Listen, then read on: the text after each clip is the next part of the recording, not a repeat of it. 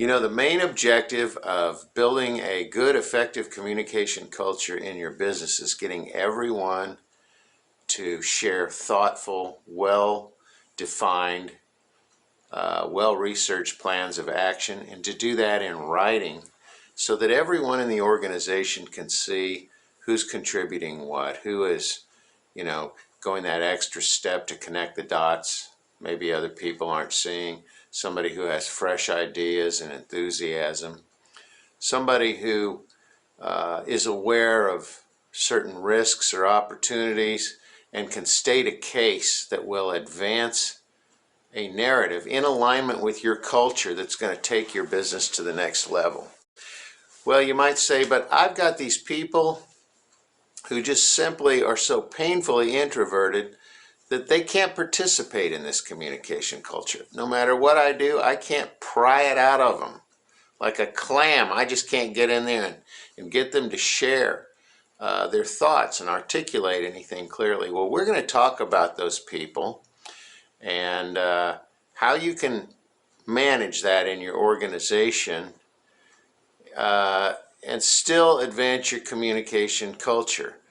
And we're going to talk about using something that's really vilified by the PC culture, siloing. We're going to talk about the positive aspects of siloing and how you may need to do it in your organization as soon as we get back.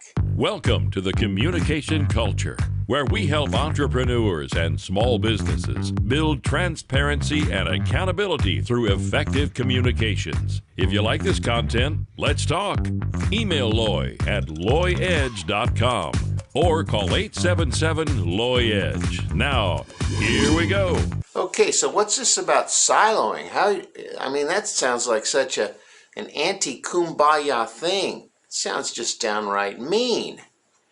Well, look, no matter how hard you try, there are certain roles in certain industries. It's really hard to find people who are willing to share information and communicate effectively.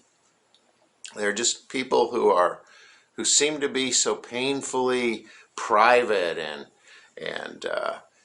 they're guarded. They sit at their desk with a candy dish and a Christmas sweater, peering over their glasses like a toad, just waiting for someone to come to them with a question or a problem. Or a lot of times these are kind of negative people too. And here's the secret.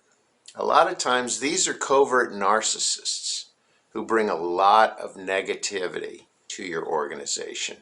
And the reason they don't want to communicate effectively is because they have a certain agenda to their communications that may not be benefiting your company and might in fact be one of the things that could bring you down. So you've got to be very, very careful with this. A lot of times these people are also the most technically adept people that bring a skill set that's critical to your organization, and the last thing you want to do is chase them off because you're forcing them to communicate. These people will often, they'll leave before they'll open up and communicate effectively. So what do you do with this? It's kind of a paradox here. Well, what I recommend is siloing. Good old-fashioned siloing. You know, that thing that all the politically correct compliance police hate so much, siloing. I mean, this is an open, sharing, egalitarian community. Now, look, if you invite them in to this circle of transparent, accountable communications, and they just won't play ball, but you need them.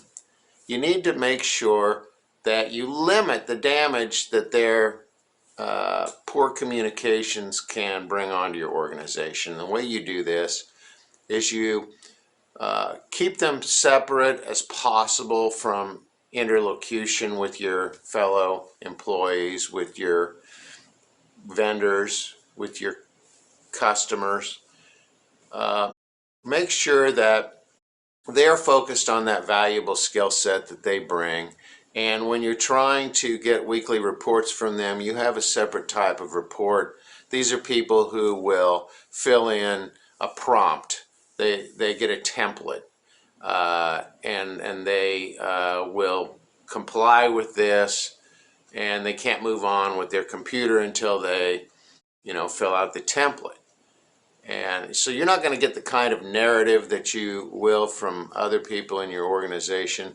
But as long as there is a sort of a surrogate or a supervisor of that department or of that person who can help with the communications with the larger body of your organization, then you'll be in good shape.